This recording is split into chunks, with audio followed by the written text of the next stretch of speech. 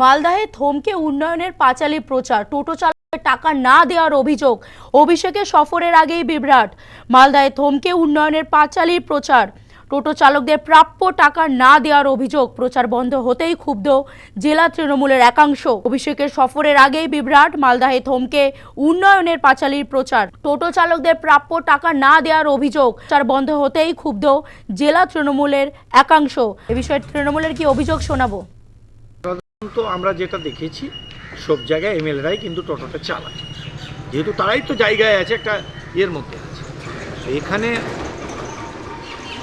এখানকার সমস্যাটা মানে জটিলতা হয়ে আছে। আমাকে একটু ভিতরে ঢুকেও দেখতে হবে। আমাকে আইনটিসি প্রেসিডেন্টও বলেছি কী করবো, টাকা তো আর কেউ দিতে চাইছে না, তাই বলে এখানে কিন্তু বন্ধ হয়ে গেছে। আমি তারা তো আর বুঝতে পারছো আইনটিসি প্রেসিডেন্ট আর কত পয়সাওয়ালার কি, তারা কোথায় থেকে দেবে? তাদের তো 1 টাকা ইনকাম নেই। যাদের ইনকাম আছে তারা না দিলে কি করা হবে?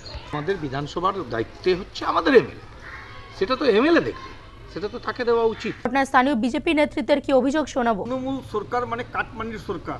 সারা পশ্চিমবঙ্গে এরা কাটমানি ছাড়া কোনো কাজ করে না। এদের কাছে কোনো উন্নয়ন বলে কিছু কাজ নাই। যেখানে টাকা সেখানে এদের উন্নয়ন। টাকা দেখলেই উন্নয়ন হবে, নাহলে উন্নয়ন হবে না। এরা টাকা ছাড়া কোনো কাজ করে না।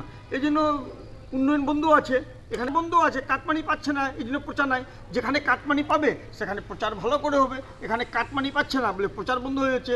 এরা তো সাধারণ মানুষের টাকা মেরে নিচ্ছে, টোটোওয়ালাদের টাকা দিচ্ছে না। তাহলে এরা কীরকম সরকার?